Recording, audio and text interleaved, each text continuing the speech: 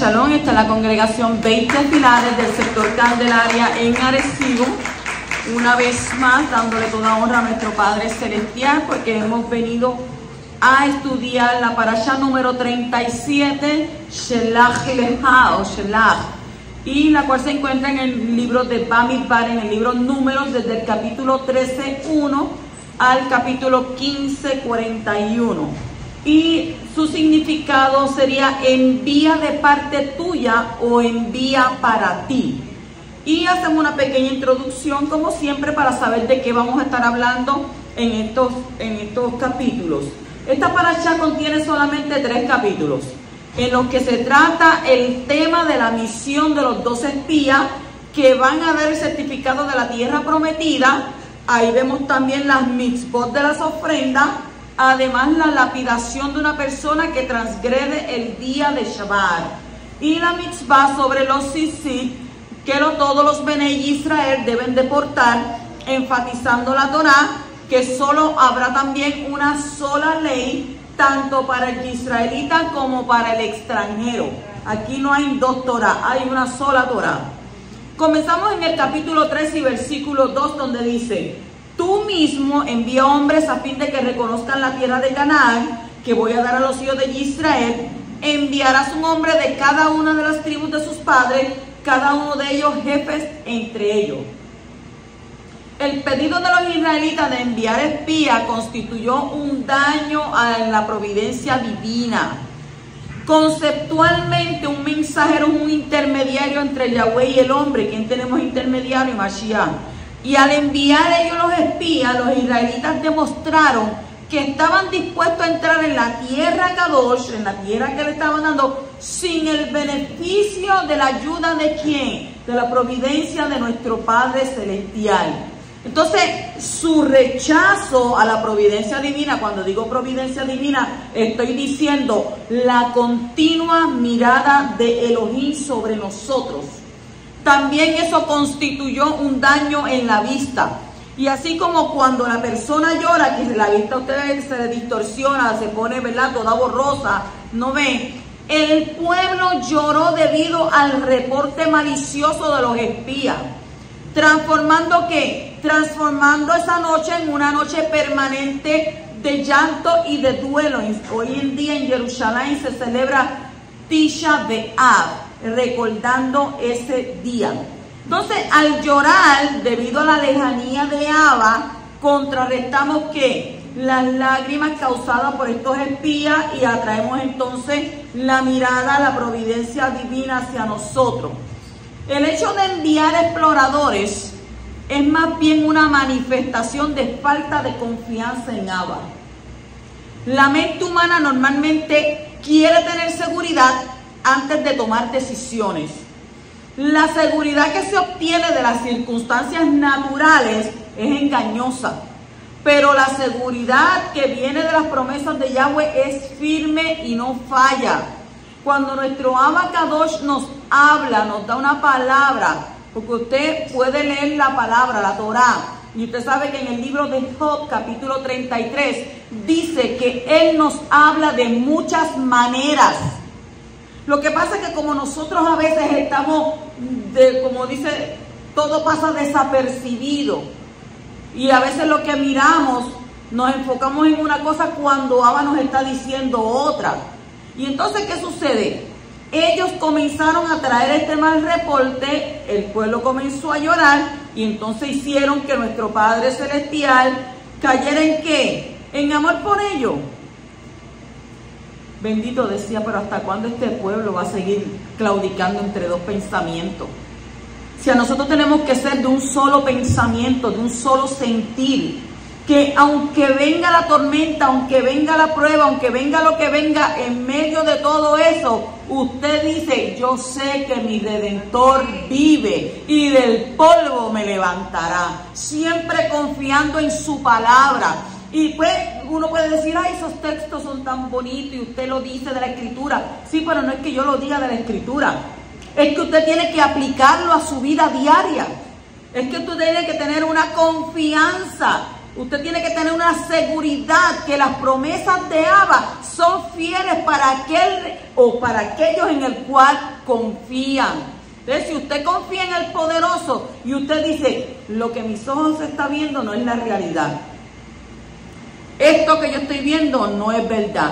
Puede caerme lo que me caiga encima y aunque me caiga encima, yo sé que Abba Kadosh su mano extenderá y me va a levantar. Eso es tener fe. Y si usted no tiene fe, usted tiene que pedirle al poderoso, porque la escritura no nos dice a nosotros.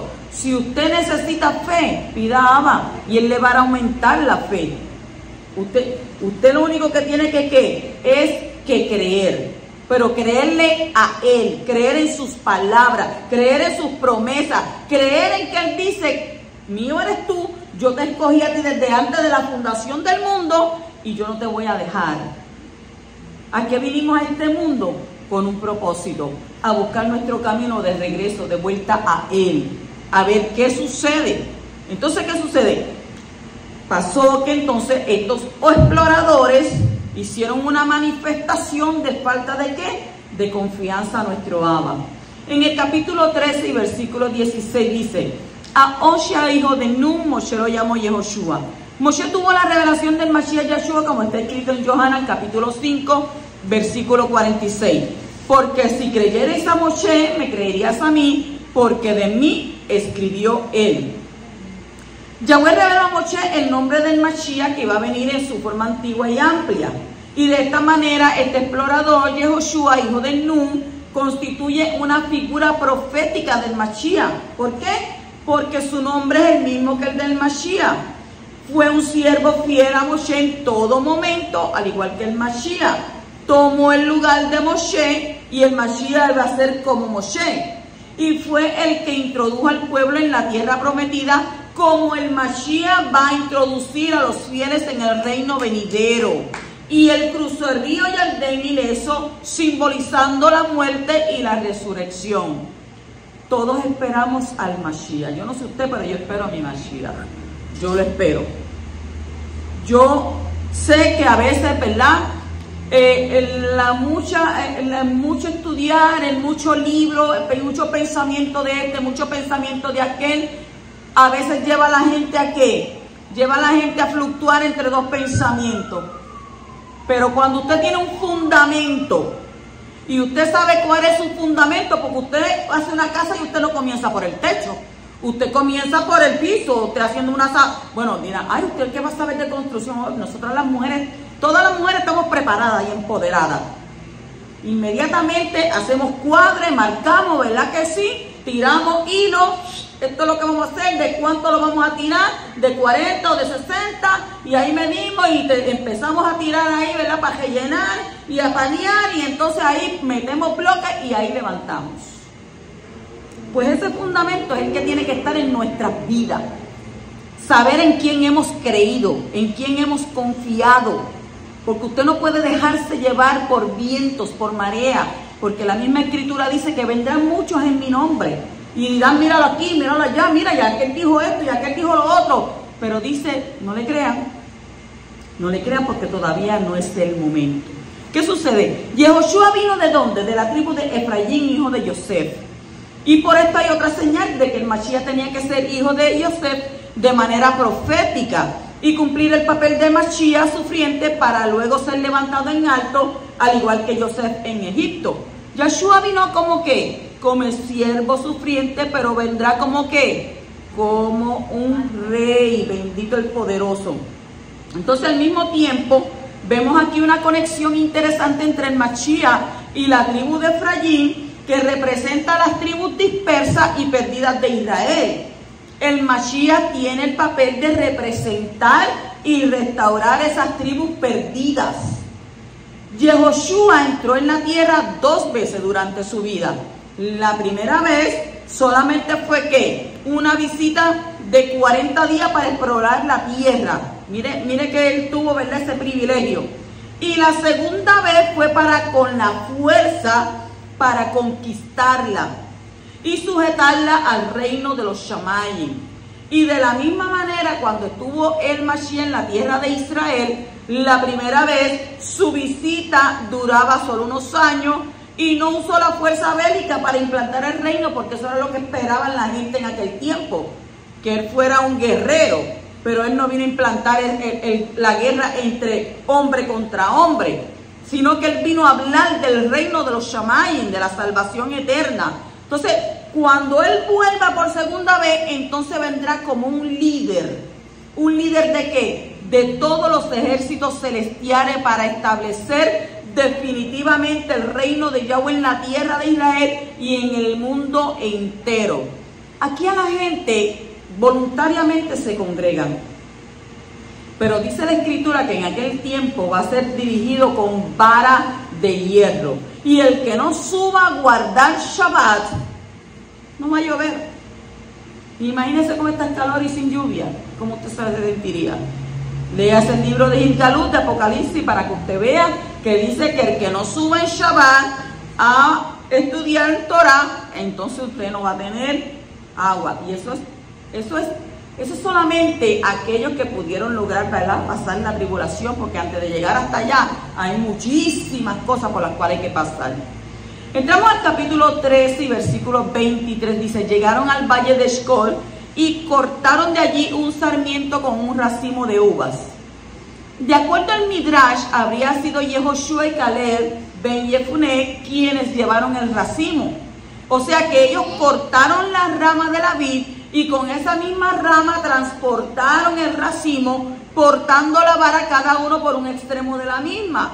Y tal vez esto sea una insinuación de que estos dos hombres fueron los únicos que entraron a la tierra de promisión, a la tierra prometida. Porque como que tan 40 días y ellos vinieron con una cosa tan terrible. Vamos más adelante, vamos a ver el por qué sucedió esto. El por qué ellos hicieron que el pueblo, ¿verdad?, claudicara entre dos pensamientos. En el capítulo 13 y versículo 26 dice: y hacia toda la congregación de Israel. Abarbanel descubre de esta actitud de los exploradores un acto de mala voluntad, ya que ellos debieron informarle solamente ¿a quién? A Moshe. Ellos tenían que llevar el informe a Moshe. ¿Por qué qué? Quien los había enviado para esta misión en forma confidencial, y no tenían por qué informar públicamente a toda la congregación. Recuérdese que según el texto bíblico, Yehoshua 40 años más tarde va a enviar secretamente 2 hombres para explorar la ciudad de Jericó. Entonces, si Moshe los envió secretamente para que ellos vinieran, le trajeran el reporte, ¿por qué tienen que ir a decirle a Raimundo, todo el mundo, Villegas y todo el que llega? Si tenían que ir donde el líder a decirle: mira, esto es lo que está ocurriendo. Y quizás ahí Moshe hubiese hablado con ellos y le hubiese dicho: pues mira, tranquilo, vamos a buscar una manera donde Abba Kadosh nos hable a nosotros, nos diga de qué manera actuar, cómo entrar y nos dé estrategia. Pero ¿qué hicieron ellos? Ellos vinieron y no, miren, si nosotros vamos para allá vamos a morir. Unos gigantes que nos van a aplastar. Ah, pero déjame decirte también, dice, déjame decirte, allí fluye la leche y miel, aquello está bueno, pero está malo también. Es lo mismo hoy en día aquí. Esto está malo. Ah, pero también está bueno. Entonces, solamente se enfocaron en ver lo negativo. No se enfocaron en lo positivo, no se enfocaron en lo que Abba ya había dicho que les iba a poner en sus manos. Entonces, ¿cómo es posible si Abba le viene hablando desde que los sacó de allá de Egipto, de Misrayim, y le dijo: los voy a llevar a una tierra que fluye leche y miel, y voy a sacar al Emorreo, voy a sacar a aquel Eteo, te voy a sacar a aquel, y te voy a dar ahí, mira, camino libre para que tú entres? ¿Vieron qué? Vieron milagros, pasaron el Yansú, vieron las plagas, vieron todo, y llegan al desierto, y ya estaban ahí a punto de entrar a la tierra, y se ponen con esas cosas. Cuando alguien en una congregación trae un mal informe del líder o del que sea, ¿qué usted tiene que hacer? Ay, pues yo voy donde Sutana y le digo, y yo voy allá donde aquel otro y le digo, y yo voy donde aquel otro, y cuando usted viene a ver, lo que hay es que, ¿usted sabe lo que se llama eso? Esos son espíritus de chisme. Y la Escritura nos manda a nosotros que no andemos en chisme. ¿Por qué? Porque todo acto tiene consecuencia, todo efecto tiene causa. Si usted se siente mal, usted tiene algo en contra del líder, usted tiene que ir donde el líder. Usted no tiene que ir donde aquel hermano, donde el otro, porque ellos no son psicólogos, no son psiquiatras. Ellos no le van a resolver nada, ellos solamente van a saciar la oreja de escucha. Ay, dímelo, ¿qué pasó? ¿Es problema tuyo? No, no es problema.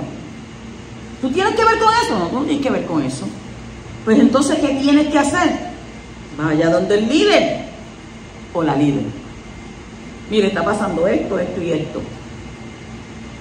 Pero entonces no vayas y se lo cuentes a aquel. Porque es como yo siempre he dicho, si tú tienes un amigo, tu amigo tiene otro amigo. Y tu otro amigo tiene otro amigo. Y tu otro amigo tiene otro amigo. Entonces tú lo vas a decir aquí. Y entonces cuando tú dices que a este aquí se cayó, cuando llega ya lo último, dice que a él le dio un infarto. Por eso fue que se cayó. ¿Sabes? Se tergiversa todo. Y esto fue lo que pasó con esta gente. Trajeron un informe negativo. Reconocieron que Abba está diciendo la verdad, pero trajeron un informe que bien malo. Que el efecto y la causa, eso fue tan terrible que todavía al tiempo de hoy en día se está pagando eso. En el capítulo 3 y versículo 27 dice, y dieron este reporte: fuimos a la tierra a la cual tú nos enviaste, y en verdad ella fluye con leche y miel, y estos son sus frutos. Toda mentira que no tenga algún elemento de verdad no se mantendrá, según dice Rashi. Y a partir de esta afirmación de los espías podemos ver que para que la gente acepte algo falso, ellos deben de tener alguna relación con la verdad. Hay algunas personas que simplemente dicen la verdad, pero hay otras que piensan que están diciendo la verdad, pero no es así. Y hay otras más que dicen mentira, pero las disfrazan de verdad. Y ¿están qué? Y están aquellos que mienten intencionalmente. Solamente el primer grupo de personas es el que puede alcanzar la perfección. ¿Qué grupo? El que dice la verdad, el que simplemente dice la verdad. Traiga la consecuencia que traiga, la dice. Por eso yo, cuando me vienen a decir, yo no miento. Mira, pero no, yo no voy a mentir por ti ni por nadie. Porque entonces, ¿sobre quién vienen las consecuencias? Sobre mí yo no voy a mentir. Yo voy a decir lo que es la realidad. Entonces, cuando dice estos son sus frutos, los espías le dijeron a la gente que los frutos de la tierra eran exquisitos. Pero continuaron ellos, ¿qué? Continuaron y calumniaron a la tierra. Su gusto fue dañado. Ya no podían sentir que la divinidad en su comida. Cuando dice Eretz es tierra. Y es similar a ¿qué? A Ratzón. Ratzón es voluntad o deseo, eso en hebreo.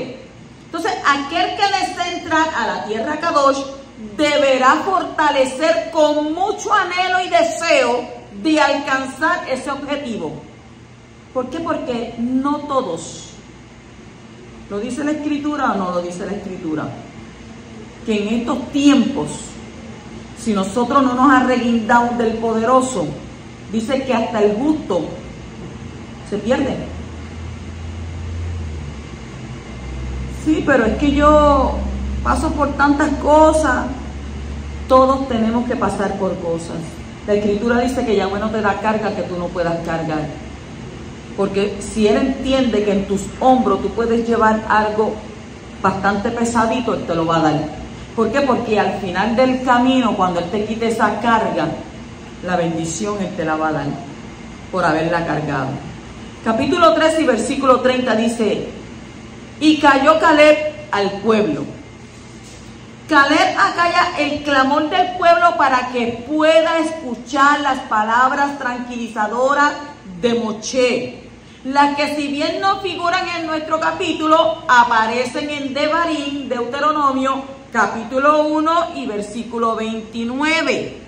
Y cuando Moshe, casi 40 años más tarde, relata a la nueva generación la sucesión de los hechos, podemos pensar y decir, wow, pero mira, iban a entrar, iban a la tierra prometida, y Moshe iba a entrar con nosotros, pero ¿qué sucede? Se le extendieron 40 años.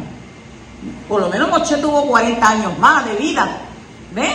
Aunque andó con aquel pueblo que yo me imagino que él mejor hubiera preferido entrar ese día a no andar a 40 años, porque como la gente estaba tan quejosa y como ya la gente sabía que iban a morir. Ellos sabían que iban a morir. Porque primero, ¿quiénes murieron? Los que trajeron el mal informe, inmediatamente Abba les envió una plaga, ahí murieron. Pero todos los demás llorones, quejosos, complicados hasta lo último, dando quejas y diciendo esto y diciendo aquello y no creyendo las promesas de Abba, Abba dijo, este pueblo no va a entrar. Por tanto, anduvieron 40 años, quizás un camino de 3 días, tuvieron que estar 40 años vagando en el desierto. Y yo me pongo a analizar, porque a mí soy analítica, yo digo, con estas calores tan fuertes que están haciendo, que usted a las 10 de la mañana y a las 9, usted no puede estar afuera porque eso te quema. Imagínese en el desierto por 40 años. Allí no había planta eléctrica, allí no había AAA, allí no había fast food, Burger King ni nada de eso, eso no existía allí. Eso era a fuego por el día y a frío por la noche. Por eso estaba la nube ¿qué? La nube de día dándole ¿qué? Y el fuego de noche. Bendito el poderoso. Entonces, nótese que Caleb está en minoría absoluta, como lo están siempre aquellas personas que defienden con fe y convicción sus derechos inalienables. El derecho a creer, el derecho a tener fe y el derecho de ser depositarios y continuadores de la tradición de nuestros antecesores. Caleb ben Yefuné, representante de la tribu de Yehudá, le hizo honor al símbolo y estandarte de su tribu. ¿Por qué? Comparada al cachorro de león. Él creyó. Le creyó las promesas de Abba, le creyó la palabra de él, y como él creyó, él obtuvo bendición. Entonces, capítulo 13 y versículo 32 dice, y dieron un mal informe a los hijos de Israel de la tierra que habían reconocido, diciendo, la tierra por la que hemos ido para reconocerla es una tierra que devora a sus habitantes, y toda la gente que vimos en ella son hombres de gran estatura. Lo que vemos determina nuestro habla, determina nuestras acciones, nuestras decisiones, nuestra conducta, lo que nosotros vemos. La visión espiritual del hombre decide cómo será su futuro. Los 2 espías vieron la misma tierra, vieron las mismas ciudades, los mismos habitantes, pero hubo 2 formas de reacción muy diferentes ante lo que vieron. Lo importante no es lo que tienes por delante, sino cómo tú reaccionas ante ello. Y aunque los 10 espías vieron la tierra hermosa, dice que sus almas fueron invadidas de pensamientos, de problemas y imposibilidades. ¿Por qué? Porque no podían creer que era posible vencer sobre esos pueblos tan grandes y conquistar esas ciudades tan fortificadas. La razón era lo que no querían creer en el Eterno, en el Poderoso. Pero los 2 espías tenían ¿qué? Tenían otro espíritu, otro ruach, y vieron las mismas cosas de otra manera. Y habían aprendido de lo que pasó en Egipto, en Misrayim y en el desierto. y sabían que tenían un Elohim poderoso y creyeron en sus promesas. Vieron la realidad visible, pero vieron también la realidad invisible. Los hijos de Anak, ¿qué eran los hijos de Anak? Eran gigantes. Y si las ciudades tenían murallas muy altas, sí, pero el Todopoderoso es mucho más grande y Él estaba con ellos. Y los 10 espías vieron las cosas ¿de dónde? Desde abajo. Pero los 2 espías las vieron ¿de dónde? Desde arriba. A veces nosotros tenemos que ser como el águila, remontarnos a las alturas, a las montañas, porque cuando tú te remontas a las alturas y a las montañas, cuando tú estás en la presencia del poderoso, el problema y la situación tú la vas a ver como ellos veían, se veían ellos mismos, como langosta, pequeño el problema. Porque a veces, ¿qué? Nuestros ojos están puestos en lo que estamos viendo, pero no están puestos en lo que no estamos viendo. Entonces, hay 2 voces. La voz de lo imposible, que solo habla de las cosas desde el punto de vista natural, y la voz de lo posible, que habla de las cosas desde el punto de vista del poder y de las promesas de nuestro Abba. Entonces, según escuchamos, vamos a creer. Si solo vemos y escuchamos las cosas según un punto de vista natural, pero si vemos y escuchamos lo que enseñan las promesas divinas, vamos entonces a actuar de manera natural y recibir la asistencia del cielo, del Shamayim, de modo que nuestras acciones naturales se vuelvan ¿qué? Sobrenaturales. ¿Ustedes saben lo que es estar en lo sobrenatural? No, porque yo estoy aquí ahora en lo natural. Ajá. Pero ¿conocen lo que es lo sobrenatural? ¿Qué es lo sobrenatural? Lo que no veo como que es. Eso es tener fe. Yo no veo, estoy viendo lo imposible, pero yo sé que voy a ver lo posible. Voy a ver lo sobrenatural. Voy a ver las promesas. Voy a ver la mano extendida de nuestro Abba Kadosh, que me dice no temas ni desmayes, porque yo soy tu Elohim, que yo te escogí desde antes de la fundación del mundo. Yo soy el que te cuido, yo soy el que camino contigo, yo soy el que te esfuerzo, yo soy el que te levanto. Sino que, ¿cómo decimos cuando nos acostamos? 1, 2, 3, aquí está esta red. No. En paz me acostaré y así mismo dormiré, porque solo tu Abba Kadosh me hace sentir que vivir confiado. Y después dice, me acosté, dormí y me levanté.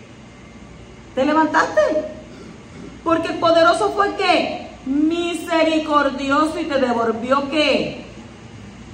Tu alma en compasión. Así es nuestro Abba. Entonces, la manera de oír determina nuestra fe. Y según nuestra manera de ver las cosas, así nos será hecho. La palabra dice, lo que tú confesares será hecho. Y mucha gente no se da de cuenta que el poder que tienen las palabras, y yo estudio mucho sobre eso, la gente no se da de cuenta que la Escritura dice, lo que tú atares aquí en la tierra, será atado en los Shamayim. Lo que tú confesares, será hecho. Así, pero es que yo he confesado que me quiero pegar con $1.000.000 de pesos y todavía no lo he logrado. ¿Sabes una cosa? La Escritura dice en el libro de Proverbios que la suerte es echada en el regazo, más de Yahweh Elohim en la decisión de ella. Pero no te está hablando de juegos de azar. No te está hablando de que voy y allí raspo un cartón y allí me pego. Eso no es así. Dice un dicho popular por ahí que el que juega por necesidad pierde por obligación. Si una necesidad, yo quiero ir allá, no, pierdes por obligación. O sea, entonces pierdes doble. Porque entonces no tenías, y lo poco que tenías pusiste tu esperanza en el cartón. Ay, que cuando yo raspe ese cartón, eso ya llega a $1.000.000 de pesos. Cuando raspa el cartón, trate otra vez. Es que yo no pego una. Es que yo estoy salado. No, tú no estás salado. Es que tú no tienes fe. Tú no tienes confianza. Porque si tú tuvieras fe como un grano de mostaza, le dirías al poderoso Abba. Tu palabra dice que los pajaritos son más pequeños. ¿Y quién le da comida? Él le da comida. O sea, no te va a dar comida a ti. No te va a sustentar él a ti. Yo quedé viuda. Pero por lo menos que yo lloré fue porque no dije, ¿qué hago? ¿Qué voy a hacer? No, yo no dije nada de eso. Cuando yo pasé por esa situación tan difícil, yo lo único que le dije a él, tú diste, tú quitaste, sea tu nombre bendito. Porque tu palabra dice que a las viudas tú no las abandonas. A las viudas tú las sustentas. Porque la Escritura habla mucho de las viudas, que Él las sustenta. Yo me mantengo mirando al poderoso, buscando su presencia, llenándome de Él. Lo que acontezca a mi derredor, Él lo soluciona porque Él tiene el control de nuestras vidas. Él tiene el control de todo lo que va a pasar en tu vida. Él lo sabe, Él tiene el control. Solamente está esperando que tú confíes en Él. Y usted dirá, ay, sí, pero es tan fácil decirlo, porque a lo mejor una herencia. ¿Qué herencia? ¿Qué herencia? Si la herencia mía está en los Shammai. Cuando usted ve pasando los años, y lo digo por experiencia propia, usted va pasando los años. Lo que usted antes veía y decía, mira esta persona mayor, mira aquello, que lo otro, cuando usted llega a ese tiempo, le llega a usted. Porque esto no es de que, ay, yo me voy a quedar permanentemente joven, negativo. Eso no va a ser así. Todo el mundo va a pasar por ese mismo puente.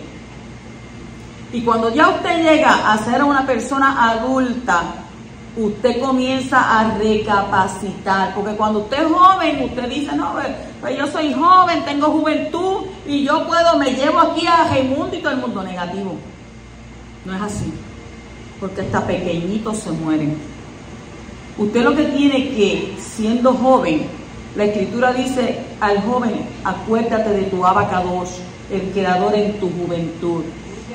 Y a nosotros nos dice que cada día tenemos que buscar su presencia, porque usted sabe que Eclesiastés 12 dice que solamente el cordón de plata, un hilo, es lo que nos une para entre la vida y la muerte. Cuando ese cordón de plata se rompe, entonces nuestro espíritu va a ir al poderoso. ¿Y qué nos resta a nosotros? ¿Qué nos resta? Todos tenemos un tiempo, todos tenemos una fecha de caducidad, una fecha de vivir en este mundo.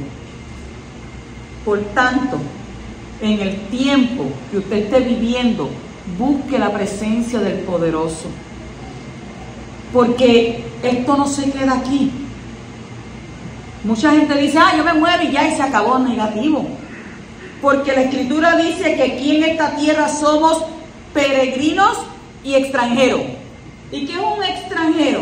¿Qué es un peregrino? Un peregrino que está de pasada. Y un extranjero que no pertenece a ese lugar que tú estás. No pertenecemos aquí. Porque nuestra ciudadanía, ¿dónde está? En la Nueva Jerusalén. Entonces, si tú eres discípulo de Mashiach, aprende a mirar las cosas con los ojos del Ruach, del Espíritu, desde arriba. Observa la realidad de las cosas físicas, pero no te quedes ahí. Observa y escucha lo que dice el Shammai en el cielo, porque el Shammai es el que tiene la autoridad sobre la tierra y el poder para cambiar lo terrenal. Por eso dije que lo que tú atas aquí será atado allá arriba. Aprende a colaborar con el Shammai y con el cielo. Y entonces vas a ver cómo las promesas de nuestro Abba son capaces de transformar la situación aquí en la tierra según lo que hay allá en los Shammai. Si leemos en Efesios capítulo 1, versículo 18 al 19, dice, mi oración, mi tefilá, es que los ojos de vuestro corazón sean iluminados, para que sepáis cuál es la esperanza de su llamamiento, cuáles son las riquezas del esplendor de su herencia de los Kadoshim, y cuál es la extraordinaria grandeza de su poder para con nosotros los que creemos, conforme a la eficacia de la fuerza de su poder. Miren qué hermosas palabras. Arreguindémonos de eso. Continuamos en el capítulo 14 y versículo 2, dice: todos los hijos de Israel murmuraron contra Moshe y Aarón: si al menos hubiéramos muerto en la tierra de Egipto, dijo la comunidad, si al menos hubiéramos muerto en el desierto. Como digo, lo que tú confesares con tu boca será hecho. Quiero morir en el desierto. ¿Dónde murieron? ¿En el desierto? Lo que confesaron. O sea, que el principal pecado de los espías fue su disputa en contra de Moshe. La controversia es y siempre ha sido la ruina del pueblo yahudí, del pueblo israelita, de estar ¿qué? Vamos a creer en Abba.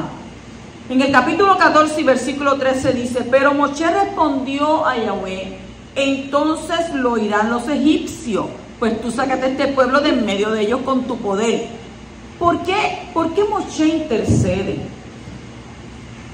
Abba Kadosh iba a dejar que toda su ira se derramara sobre ese pueblo, porque ya lo traían desde que salieron de Egipto, ya lo traían. Mire, si uno con una cosita así nada más, uno se enciende en ira, pero la escritura dice: airáis pero no pequéis.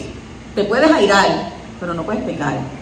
Pero entonces ya este pueblo traía a Abba, que ya lo tenía tan cansado. Primero querían, ay, ¿cómo vamos a pasar por aquí? Ay, que aquí no hay carne, ay, que aquí no hay agua, ay, que Moshe no hace esto, ay, que el otro también. Ya tenían a Abba en un estado de ¿qué?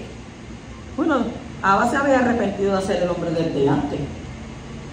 Y yo creo que con eso ahí pusieron el punto. Me arrepiento.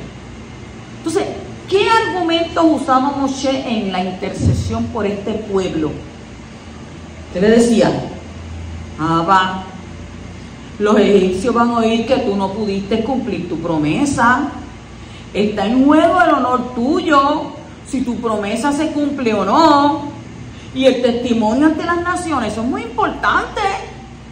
Y después decía: y las naciones de la tierra de Canaán dirán: ay, Yahweh no pudo, Hashem no pudo.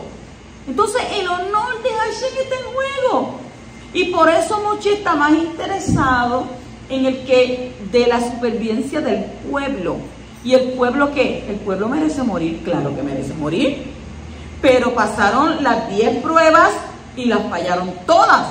Y por eso el argumento que usa Moshe no es que el pueblo sea salvo. Él no está diciendo que el pueblo sea salvo, sino que el honor de Abba sea salvado. Entonces, basándose en la revelación de los 13 atributos de misericordia, Moshe reclama que el poderoso actúe según quién es. Oye, tú eres conocido porque tú eres misericordioso. Tú eres el que perdona. Muestra quién tú eres conforme a lo que tú dijiste. Entonces vemos por lo tanto que también en este caso el nombre de Yahweh es el motivo de la intercesión de Moshe. El deseo de Moshe es que Abba sea conocido en el mundo, y por eso se interpone a la propuesta de exterminio del pueblo y un plan nuevo, aunque él mismo fuera el protagonista. ¿Qué está diciendo él? Mira, dentro de mí, esta gente me ha sacado a mí las toxinas. Esta gente han sido demasiado. Pero ¿cómo tú vas a permitir que luego la gente hable de ti, hable de tu honor? Entonces, ¿qué corazón tenía Moshe? O sea, que tuvo la oportunidad de ser el padre de un nuevo Israel, pero no buscó su propia fama, ni que su propio nombre fuera que engrandecido. Tenía más interés en el nombre de Yahweh que por su propio nombre. Eso es un ejemplo para nosotros. Bendito el poderoso de Israel. Entonces, ahora bien, la promesa de que los descendientes de Moshe fueran multiplicados se cumplió, según está escrito en Primera de Crónicas, capítulo 23 y versículo 17, donde dice: los hijos de Rehaía fueron muchos. En el capítulo 14, versículos del 17 al 19, Pero ahora yo te ruego que sea engrandecido el poder del Creador, como tú lo has declarado, diciendo: el Creador es lento para la ira y abundante en misericordia, y perdona la iniquidad y la transgresión, mas de ninguna manera tendrá por inocente al culpable, sino que castigará la iniquidad de los padres sobre los hijos hasta la tercera y la cuarta generación. Perdona, te ruego, la iniquidad de este pueblo conforme a la grandeza de tu misericordia, así como has perdonado a este pueblo desde Misrayim, desde Egipto, hasta aquí. Eso es lo que dicen esos 3 versículos. Moshe pidió al poderoso engrandecer su poder y mostrar su misericordia en lugar de actuar con su justicia rigurosa. ¿Qué tiene que ver la misericordia y el perdón con el poder? ¿No sería una manifestación superior de su poder exterminar al pueblo en un instante? ¿No lo hizo con Sodoma y Gomorra? Ahí mismo. Este texto nos enseña que el poderoso necesita emplear más poder para la misericordia y el perdón que para el castigo. Y así es también para el hombre. Es más fácil actuar con sentimientos de ira, de indignación ante la injusticia y el pecado que con misericordia y perdón. Requiere más poder perdonar que vengarse. Y el que sabe perdonar es más poderoso que el que demanda una sentencia justa. Deja que el ejemplo de nuestro Abba sea tu regla de conducta y deja que Él te fortalezca en tu interior y permite que la misericordia triunfe sobre el juicio en tu trato con el prójimo. Porque el que sabe perdonar es poderoso. Es duro, es difícil. Te lo estoy diciendo yo, que tuve que perdonar al que mató a mi hijo. Pero si yo no perdono, como dice la Escritura, ¿cómo yo puedo venir y ir a orar delante de Abba Kadosh? Perdona nuestras ofensas, así como nosotros perdonamos a los que pecan contra nosotros. Palabras hermosas, porque llevarlas a la acción es duro, es difícil, es bien difícil. En el capítulo 14, versículo 20 dice: Yahweh dijo: he perdonado de acuerdo a tus palabras. Le dijo a Moshe: sí, está bien, ya los perdono, pero lo que tú me dijiste, está bien, todo eso, todo ese montón de palabras bonitas está bien, yo perdono de acuerdo a tus palabras. Cuando dice de acuerdo a tus palabras, de acuerdo a la sinceridad y al esfuerzo que pongas en tus palabras, podrás efectuar el perdón. De acuerdo a tus palabras, alude al pedido de Moshe de no aniquilar al pueblo de Israel en el desierto, en Keish Ehad, con un solo hombre, o sea, por medio de plaga o mortandad.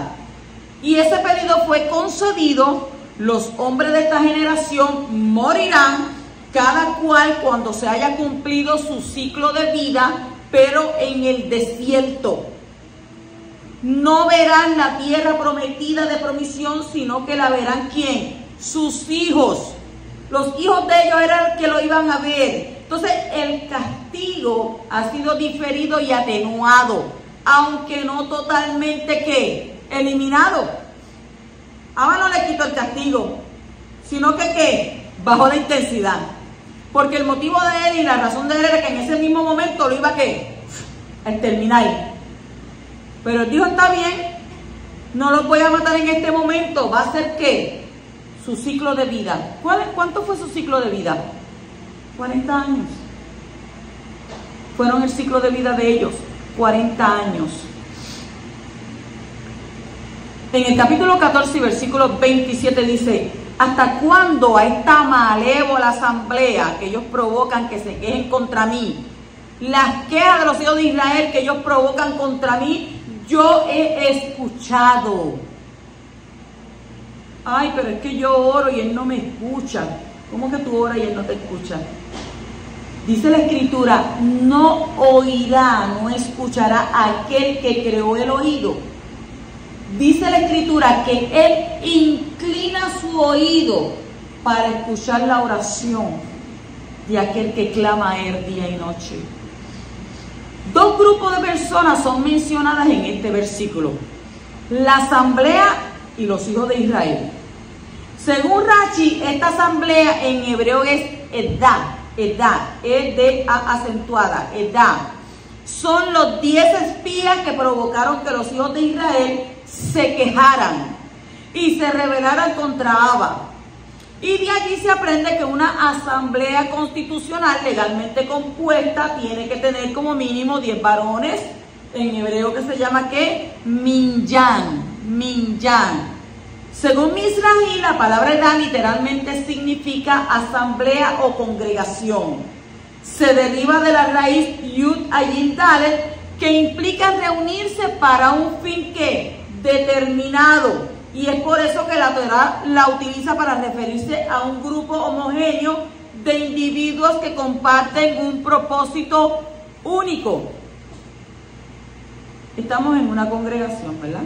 Todos se supone que debemos de tener el mismo propósito con el cual hemos venido aquí, guardar Shabbat para adorar al poderoso de Israel. En el capítulo 14, versículos 28, 29 y 33 dice: dile, vivo yo, declara el Adón, que tal como habéis hablado a mis oídos, así haré yo con vosotros.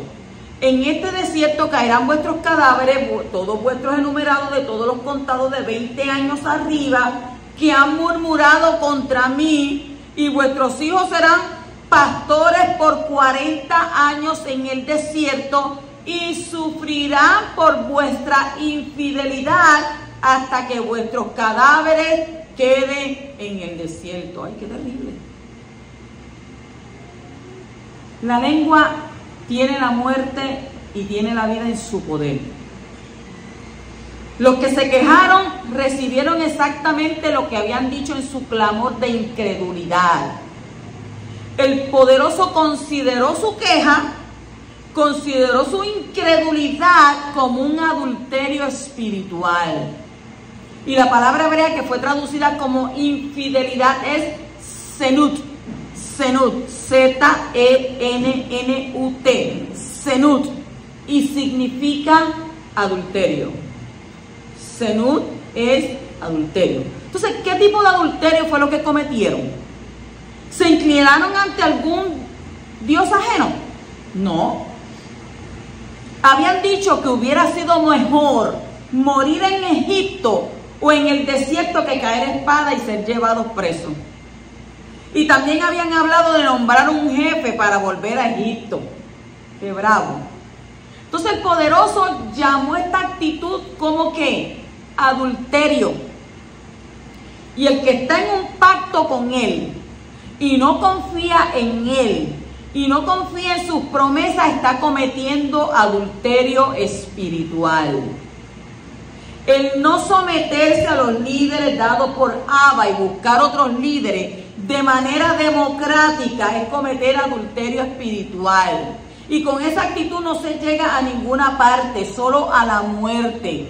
Ninguno de los que fueron contados pudieron entrar en la tierra prometida, excepto los dos que habían hablado la verdad con fidelidad y con confianza. Según Proverbios 18:21 dice: muerte y vida está en el poder de la lengua, y los que la aman comerán de su fruto. O sea, lo que tú hables, consecuencias vas a tener.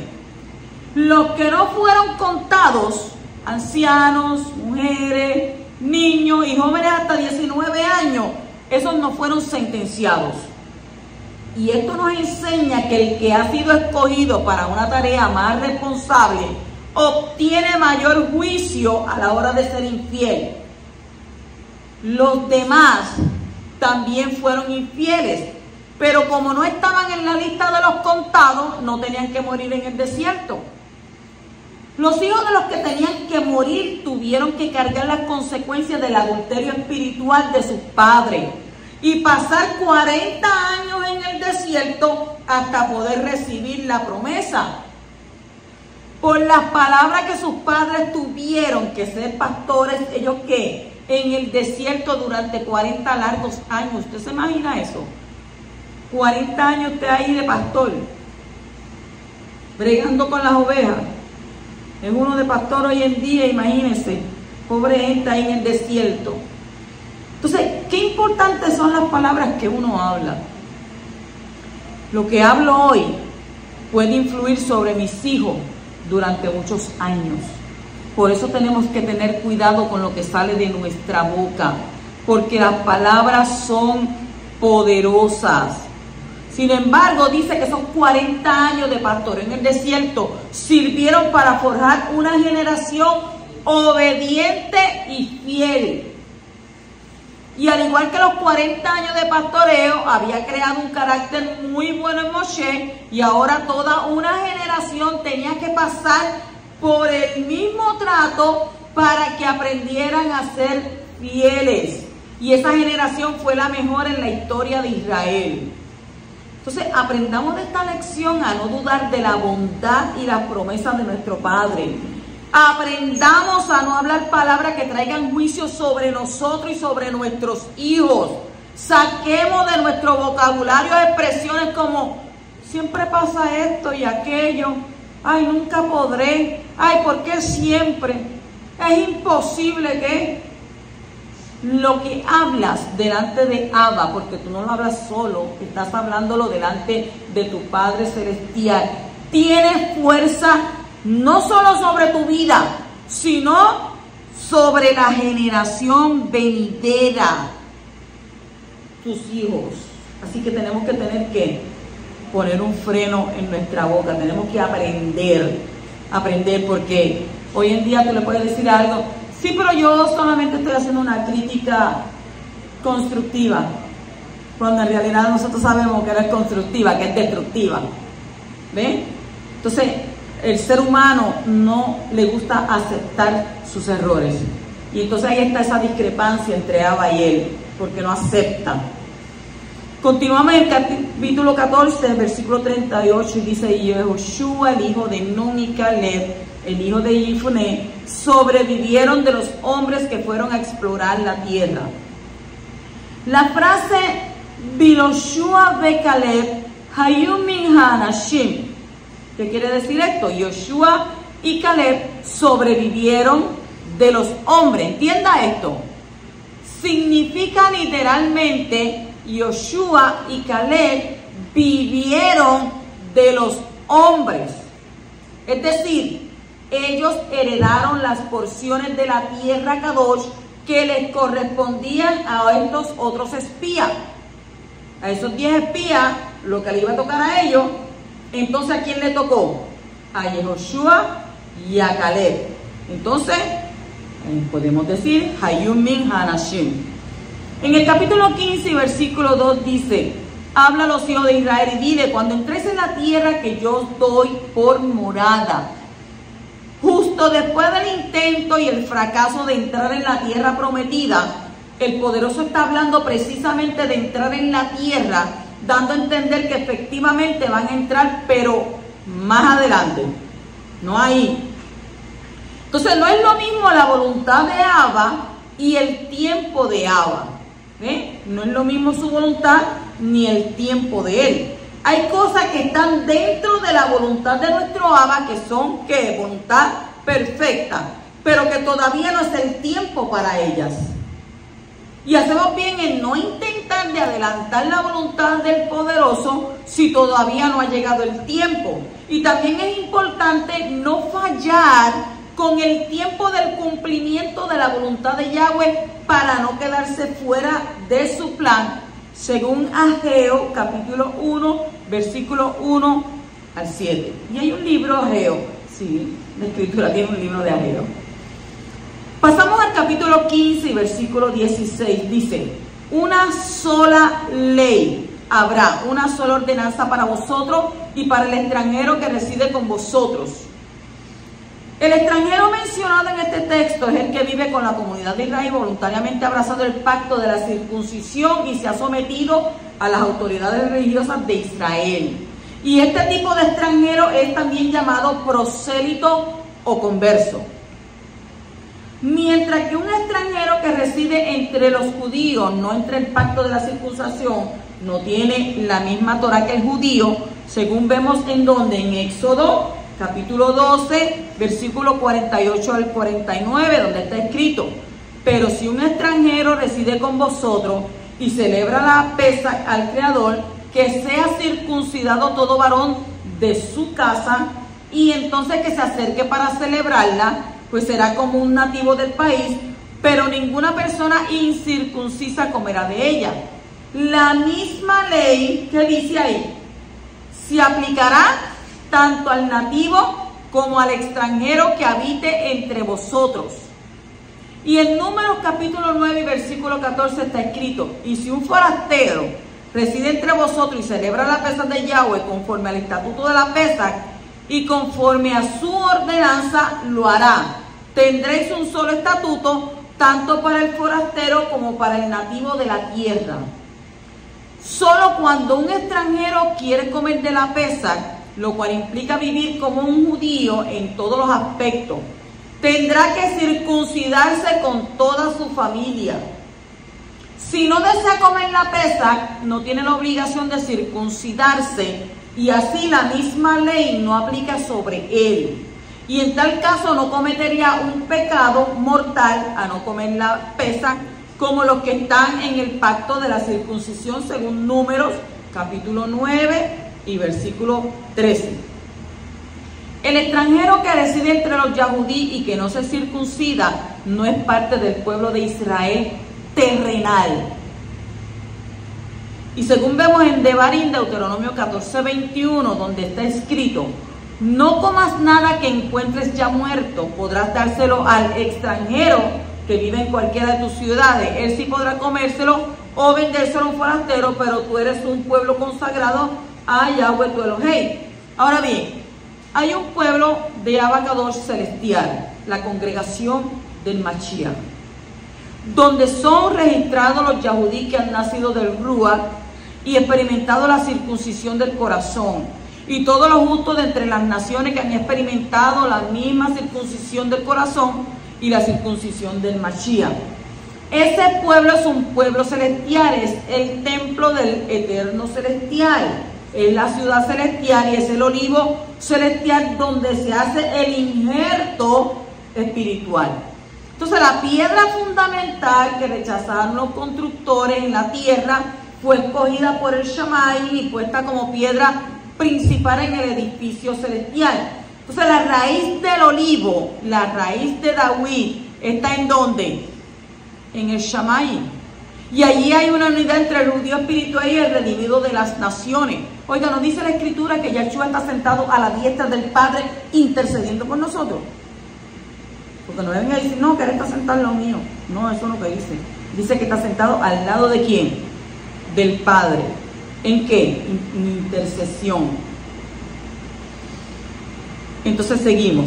Entonces allí hay que una unidad entre el judío y el redimido de las naciones. La unidad entre los dos está en el Mashiach. En la tierra hay diferencia. Aquí en la tierra hay diferencia entre el judío y el gentil, entre hombre y mujer, entre esclavo y libre, pero no en el Mashiach. Como está escrito en donde, en Gálatas capítulo 3 versículo 28, no hay judío ni griego, no hay esclavo ni libre, no hay hombre ni mujer, porque todos sois uno en el Mashiach Yahshua. Para el Shammai hay solo un pueblo. Allí todos son hijos del poderoso, pero en la tierra hay dos tipos de pueblo. ¿Cuáles son? Los hijos de Israel y los gentiles de las naciones. Dos pueblos hay aquí. Entonces de esta manera existe en total estas categorías de pueblo, dos en la tierra y uno en el Shammai, tres categorías. ¿Cuáles son los de la tierra?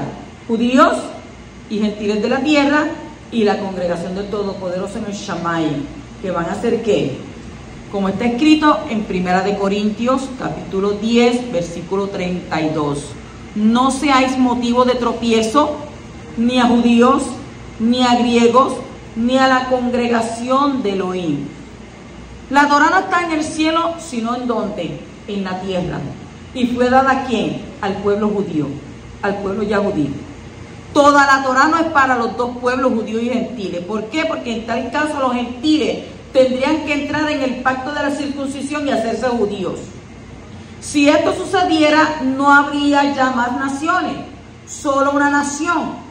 Pero el plan del poderoso es que hayan muchas naciones en la tierra y una nación sacerdotal entre ellas y para ellas.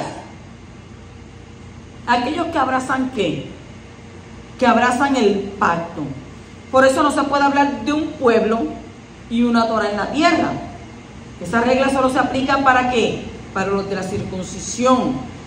Los 613 mandamientos de la Torah no fueron dados a los de la circuncisión. ¿A quiénes se los dieron primero? Al pueblo judío. ¿Y qué es el pueblo judío? Circuncidado, ¿verdad que sí? En Israel, todo niño que nace a los 8 días, inmediatamente, allí no hay excusa, ay, de que la mamá le duele la barriga, ay, de que no puedo caminar, no. A los 8 días todo niño tiene que ir, si está saludable, a hacerse la circuncisión. Aquí en Puerto Rico, pues le dejamos al niño la decisión cuando sea grande. Pero si nosotros conocemos ahora esta verdad, sabemos que Yeshua HaMashiach a los 8 días fue llevado, ¿qué? Al templo. ¿Y fue qué? Circuncidado. Y los hombres dirán, no, lo peor nos ha tocado a nosotros. No le ha tocado lo peor a ustedes. Ustedes tienen que trabajar con el sudor de su frente. Y pobrecitos de aquellos que trabajan en construcción en estos días, pena de ellos me dan. Como mi hermano, que tienen que estar con un sombrero, con esto, aquello, y arropado hasta lo último, y parecen pollos rostizados cuando salen por la tarde.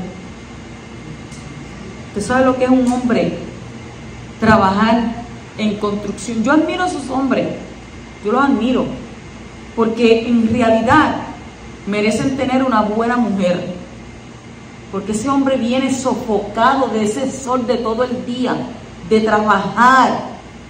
Y entonces, como nosotros las mujeres puertorriqueñas somos mujeres tan buenas y dadivosas, inmediatamente que los vemos llegar, ay mi amor, vean que vamos a quitarte esos zapatitos, esas medias, toma, bébete este vasito de jugo de China para que te refresque.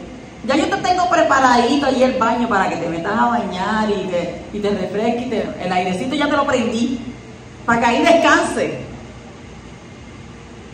Yo digo esas cosas y hablo con algunas personas y me dicen, ¿y dónde están esas mujeres?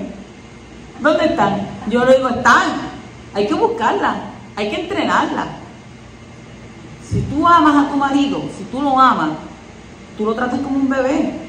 ¿Por qué? Porque tú eres la continuación de la madre. ¿O no es así?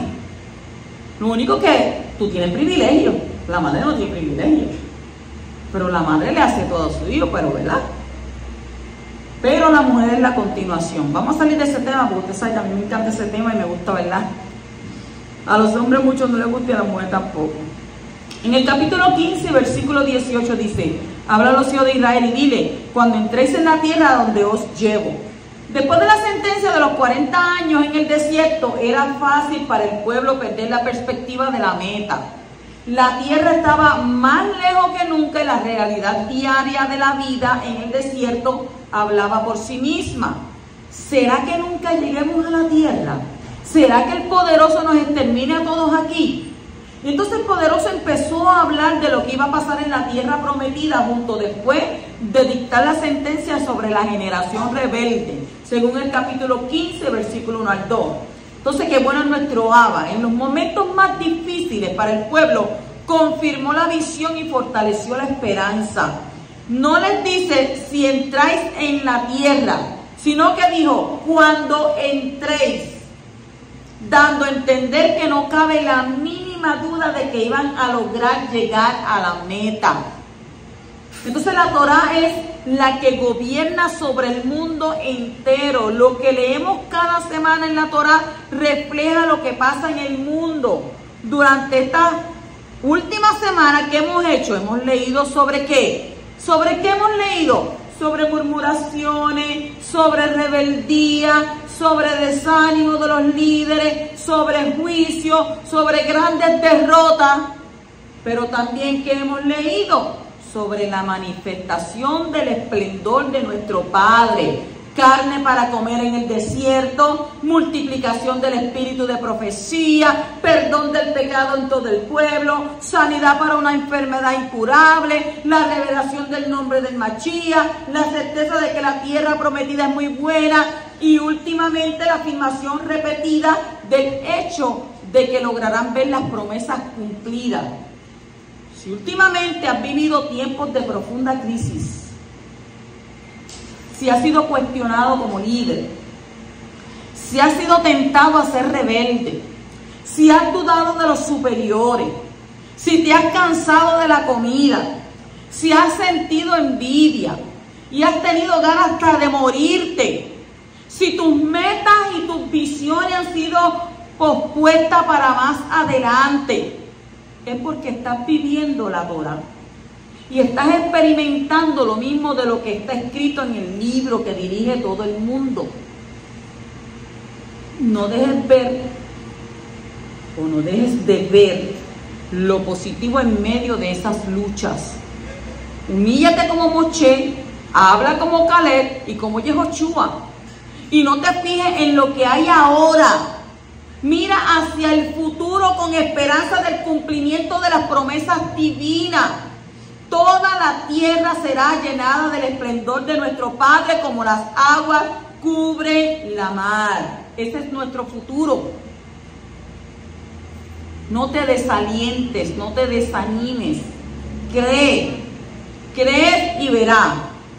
El capítulo 15, versículo 38 al 41, habla a los hijos de Israel y diles que se hagan fleco en los bordes de sus vestidos por sus generaciones, y que pongan en el fleco de cada borde un cordón azul, y os servirá el fleco, para que cuando lo veáis os acordéis de todos los mandamientos de Abba, a fin de que lo cumpláis, y no sigáis vuestro corazón ni vuestros ojos tras los cuales os habéis prostituido, para que os acordéis de cumplir todos mis mandamientos, y seáis Kadosh a vuestro Elohim.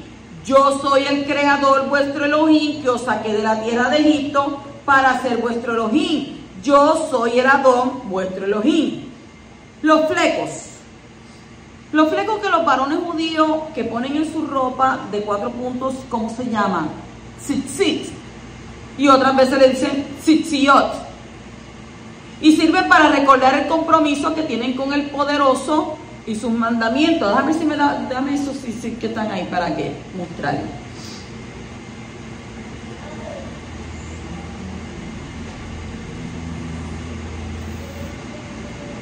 ¿Ven? Estos son los tzitzit. De esto es lo que está hablando ese texto, de los tzitziot, de los tzitzit.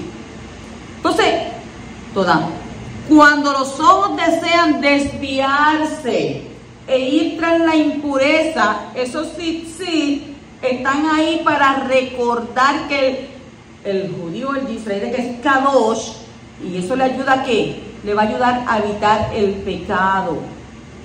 Los tzitziyot, los flecos, también son un recordatorio de la salida de Egipto, lo cual significa que los hijos de Israel ya no son esclavos, ni siquiera de los deseos de sus ojos, y así podrán superar los malos instintos con la ayuda del poderoso.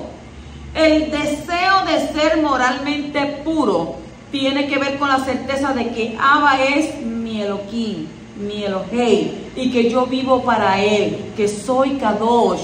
Porque la escritura dice que Abba dijo, sed Kadosh porque yo soy Kadosh, y sin Kadoshá, sin santidad, tú no me verás. Entonces los Yahudí que viven en una santidad real, no ficticia, serán los maestros futuros de los gentiles que los buscarán con afán al ver cómo el Todopoderoso está con ellos, que los buscarán y ellos en todos los aspectos, también de manera sobrenatural, enseñarán. Llegará el momento en la historia, y no está lejos, cuando 10 varones de las naciones asirán de ese sitio, los bordes de un judío, donde están los 4 flecos, y pedirán ayuda para caminar con él, como está escrito en donde, Zacarías capítulo 8 y versículo 23. Así dice el Adón de los ejércitos. En aquellos días 10 hombres de todas las lenguas de las naciones asirán el vestido de un Yahudí diciendo, iremos con vosotros porque hemos oído que Elohim está con vosotros. ¿Qué desearán estos varones? Caminar con el Yahudí. ¿Por qué? Porque han oído que Elohim está con los Yahudí. Ya no quieren intentar de caminar separados de los Yahudí, siguiendo sus propias interpretaciones de las escrituras, separadas del origen hebreo y de la instrucción. Al agarrar aquellos flecos, están reconociendo que la Torah fue dada al Yahudí y que el Yahudí es el que tiene la autoridad para enseñar la Torah a las naciones. Oiga, hay mucha gente que vive engañado, ¿verdad? Con el tema del nombre de Yahoshua. Si usted se va a Mateo 1:21, dice que su nombre es Yahoshua, hijo de Miriam. Entonces, si se va a Yohanan, a Juan 4:22, dice, la salvación, la Yeshua, ¿viene de quién? ¿De dónde proviene la salvación? De un Yahudí. Juan 4:22, Yohanan 4:22, nuestra salvación viene de los judíos. No, que no es así, que es el nombre en latín. No sé, tienes que irte al original hebreo. ¿Por qué? Porque cuando tú te vas al original hebreo, te vas a abrir los ojos y te vas a darte cuenta que hemos vivido engañados por muchos años, que hemos adquirido mentiras de nuestros padres, como dice la Escritura. Entonces, además, están reconociendo que el poderoso que está con los Yahudí, que cumplen los mandamientos, llevan los sisit, que son los flecos, el Yahudí recibió la Torah y por eso es el único que es capaz de enseñar a unos Yahudí cómo debe ser cumplida correctamente, de manera que también él pueda caminar con Abba, con Elohim.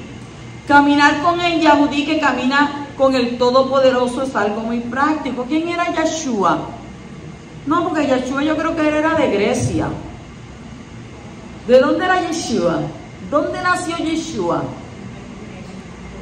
Oiga, cuando usted ve la película que le pusieron La Pasión de Cristo, ¿qué es lo que usted oye hablar a María, Miriam, que era la madre de él? ¿Cómo le llamaba? Le decía, Cristo, ven aquí.